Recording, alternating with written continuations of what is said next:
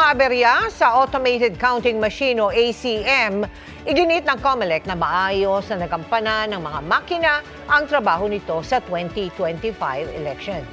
Iginit din ng Miro Systems na gumawa ng mga ito na maginhawa at mas mabilis na naisagawa ang eleksyon dahil sa mga makina.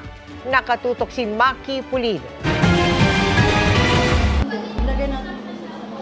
Sa 17 minuto ni Luis sa loob ng presinto kung saan siya bumoto, 10 minuto ay naubos lang sa paghihintay sa sinusundan niyang botante na hindi maipasok-pasok ang balota sa makina. Sabi ng mga electoral board, kung madumihan ang balota, hindi na binabasa ng ACM.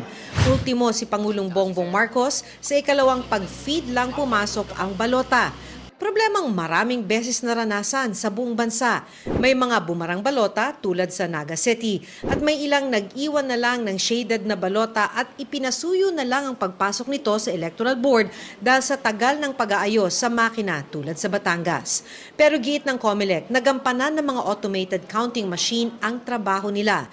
Kung noong 2022 elections, halos 2,000 vote counting machine ang pinalitan dahil sira na. Ngayon nasa 311 lang at dahil lang sa minor issues ayon sa COMELEC. Pinalitan naman ng mga ito para hindi na maantala ang botohan. The ACM and the automated election system performed well. In fact, more than our expectations. Nagpakalat kami ng 16,000 contingency machines. And yet, 311 lang yung nagamit. So ganun po kaganda ang performance ng ACM. Sabi pa ng COMELEC, kahit naman daw bago, hindi ibig sabihing wala ni isa rito ang magkakaaberya. To me, thus foreign object, lilinisin lang sana yan yung scanner. Pero ang sabi nga namin, kung magtatagal pang linisin, palitan na natin. Sa inisyal naman na assessment ng election watchdog na Lente, nagampanan naman ng ACM ang papel nito sa botohan at bilangan. Pero maibibigay lang daw nila ang kanilang full assessment pagkasagawa ng random manual audit kung saan mano-manong bibilangin ang ilang balota at ikukumpara sa mga binilang na boto ng makina. I think it's a good direction na dapat naman talaga ready tayo for contingencies. Hindi naman talaga 100% yan in terms of equipment.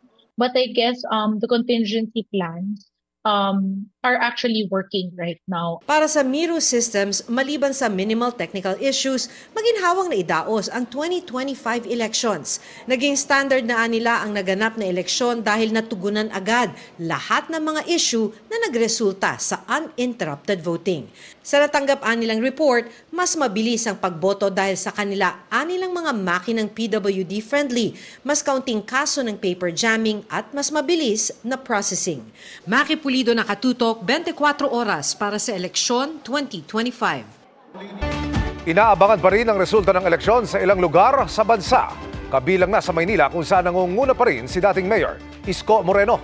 Sinundan siya ni Mayor Hani Lacuna, Sam Versosa, Raymond Bagaching, Michael Say, Mara Tamundong, Ervin Tan, Enrico Reyes, Jerry Garcia, Alvin Carigal at Jopoy Ocampo. Sa pagka-Vice Mayor, nangunguna rin ang running mate ni Isko na si Chi Atienza. Sumunod si incumbent Vice Mayor Yul Servo Nieto, Nino Anthony Magno, Pablo Chiqui Ocampo, Arvin Reyes, Solomon Say at Remy Oyales. Ang partial unofficial count as of 7 p.m. ay batay sa datos ng COMELEC Media Server. Nagpaabot ng mensahe sina Pangulong Bongbong Marcos at Vice President Sara Duterte ukol sa nagdaang eleksyon.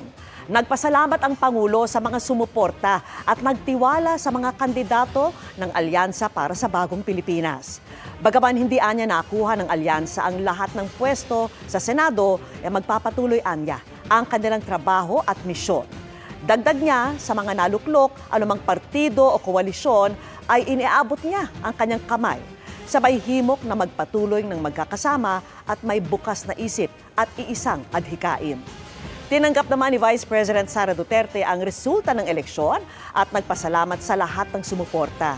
Hindi man anya ito ang inaasahan nilang kalalabasan ng eleksyon, hindi natitinag ang kanilang commitment sa taong bayan.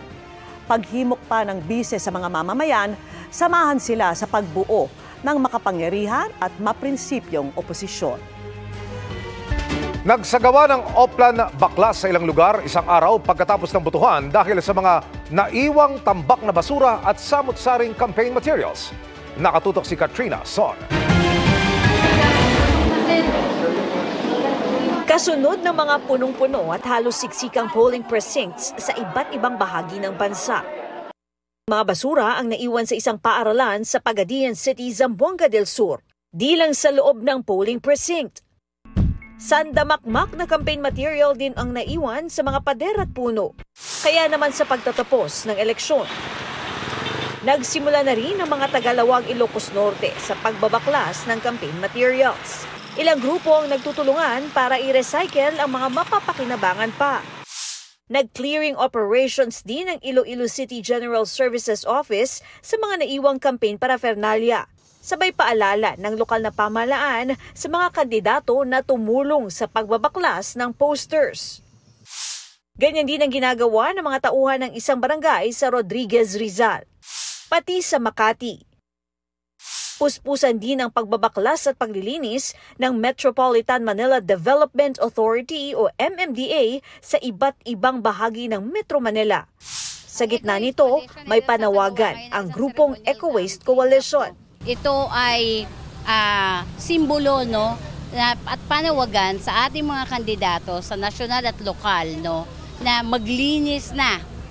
Ito na yung araw na kailangan ay ang lahat naman ng focus nating lahat ay sa paglilinis at pagtanggal ng lahat ng election paraphernalia. Manalo at matalo, maglinis po kayo.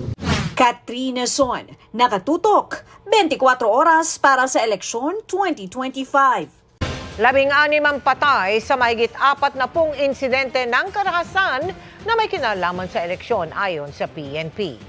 Sa kabila naman ng mga aberya sa mga automated counting machine, mabilis pa rin ang transmission ng mga boto ayon naman sa PPCRV.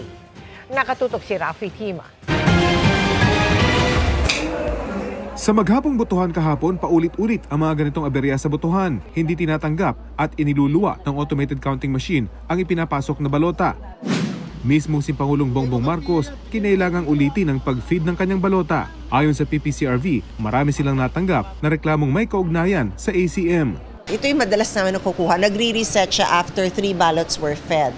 At tapos biglang nagahang pag fini-feed. The good thing naman is mukhang nare-resolve. May mga natanggap din daw silang reklamo ng overvoting bagamat iginigate ng botante na iisa lang ang kanilang ibinoto. Suspetsya ng PPCRV, binabasa ng makina maging ang maliliit na tuldok na aksidenteng naimamarka ng mga botante. Mula kasi 50% noong nagsimula ang automated voting, ngayong eleksyon 2025, 15% na lang ang threshold ng makina para magbasa ng marka sa balota. We're going to be suggesting that 15% is it's too sensitive already. Pero ang nakatutuwa ayon sa PPCRV, napakabilis ng transmission ngayong eleksyon kumpara sa nakarang automated elections. We're at 97.3 and it's not even 24 hours since the election happened. So that's pretty good. In fact, yesterday, 1.5 hours pa lang, nakapag 66% na yun COMELEC. Ayon naman sa NAMFREL, hindi pa rin nawawala ang dating problema sa botohan kahit noong hindi pa ito automated. Laging perennial problem na lang ng mga voters looking for their names in the list o napalitan yung kanilang precinct assignment o na-relocate yung presinto nila. So may mga kalituhan na ganun. Sa kabuuan, naging maayos naman daw ang botohan sa buong bansa, mas tahimik kumpara sa mga nakarang eleksyon. Ito ay kahit may naitala ang PNP na 16 na patay dahil sa election-related violent incidents. Ito ay mula na magsimula ang election period Enero 12 ng 2025. Wala ring naitalang failure for election sa alinman panig ng bansa. Ayon sa PPCRV, bagamat marami silang natanggap na reklamo, karamihan mula sa mga galit na botante, magandang indikasyon daw ito. That's a good indication. People are very passionate and feel very strongly about what they're voting for. Para sa GMA Integrated News, Rafi Tima, nakatutok, 24 oras.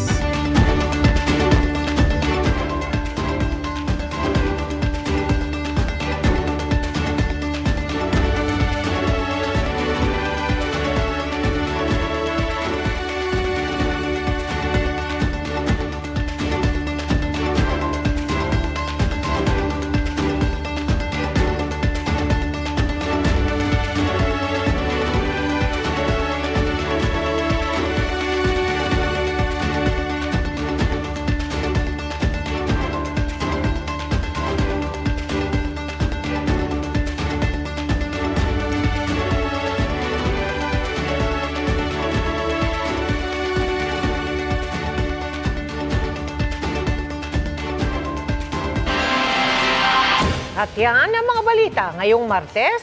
Ako po si Mel Tiangco. Ako naman po si Vicky Morales para sa mas malaking misyon. Para sa mas malawak na paglilingkod sa bayan, ako po si Emil Sumangil. Mula sa GMA Integrated News, ang News Authority ng Pilipino. Nakatuto kami 24 oras.